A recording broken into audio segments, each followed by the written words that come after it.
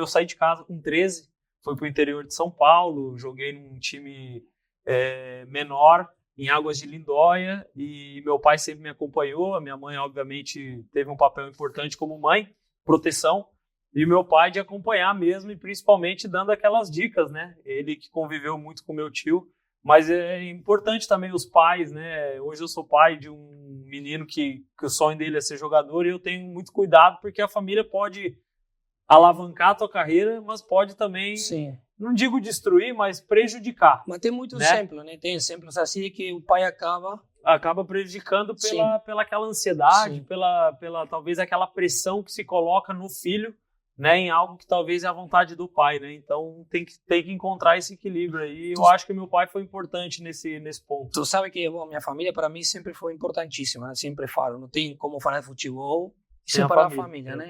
Isso aí não tem como. Agora, nunca, e sempre conta a mesma coisa, para meu pai nunca joguei bem. Existia essa crítica, mas era sempre construtiva. Jogou, mas... Ele falava para os outros, mas para mim nunca. Para não me conformar, para não me relaxar, para não achar de que, entendeu? E isso eu ia te perguntar, o que tu vê hoje dos adolescentes, dos jovens, de muito diferente à nossa época, porque hoje, como tu falou, a família pode te levar, né, para cima ou pode te levar para baixo, mas hoje eu vejo isso, entendeu? Muitas vezes os pais, pela ansiedade, pela pressão que colocam no filho, que ainda tem uma idade para se divertir, que tem uma idade para curtir, que ainda está no processo de formação, ele tem uma pressão absurda como se fosse profissional. E isso é um debate legal porque as famílias muitas vezes são muito humildes, muito carentes, e elas precisam e colocam toda a sua esperança, toda a sua... no filho, entendeu? Exatamente. Então é meio difícil. O sonho da família vira o sonho do filho e de alguma forma, eu acho que é o sonho do filho, né, em ser jogador, mas como tu falou, é um processo de formação. Hoje está cada vez mais precoce, né? A gente olha o Endrick, 17 anos, gente, é muito novo, né? 17 anos tu tá ainda na escola, né? Então ainda tu não tem a capacidade de entender um monte de coisa. Sim, algumas situações, né, que se apresentam e que não tem maturidade. A maturidade. Eu acho assim, Dali, eu acho que a adolescência hoje, de forma geral, né? E eu falo isso porque sou pai. Não só no futebol, acho que isso leva. Hoje, essa geração de hoje, ela é muito impaciente, né? Ela é impaciente. Eu escutei um amigo meu, um médico, me deu um exemplo que ficou marcado para mim. Ele falou, Lucas, na nossa infância, a gente tinha que esperar uma vez por semana ou uma vez por dia o desenho preferido. Acho que todo mundo vai concordar aqui, para assistir no horário tal aquele desenho na TV, que ia passar das 4 às 5, você assistia lá o desenho. E aí você ficava ansioso esperando o desenho. E às vezes aquele desenho vinha um repetido, que você já tinha assistido. E você não tinha o que fazer. Você tinha que assistir o desenho e curtir.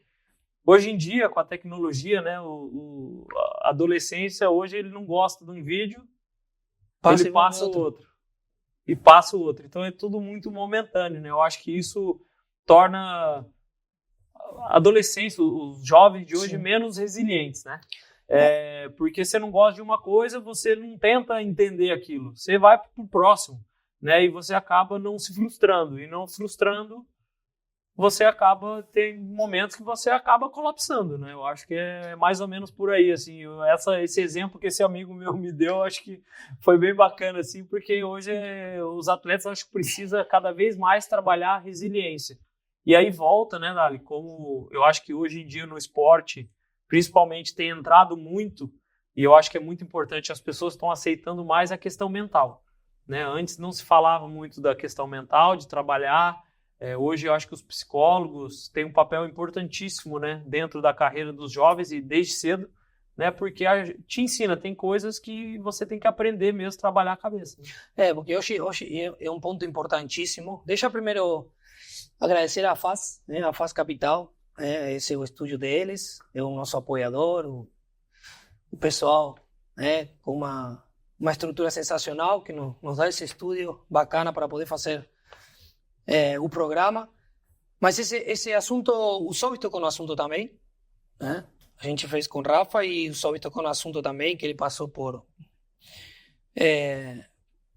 ataque de pânico em algum momento. Hoje é muito mais comum isso aí, porque existe pressão, porque existe muitas outras coisas que envolvem o futebol que a gente não tinha antes. E está cada vez mais cedo, né? E cada vez mais cedo, e o atleta é obrigado a crescer, obrigado a ter uma maturidade que não tem.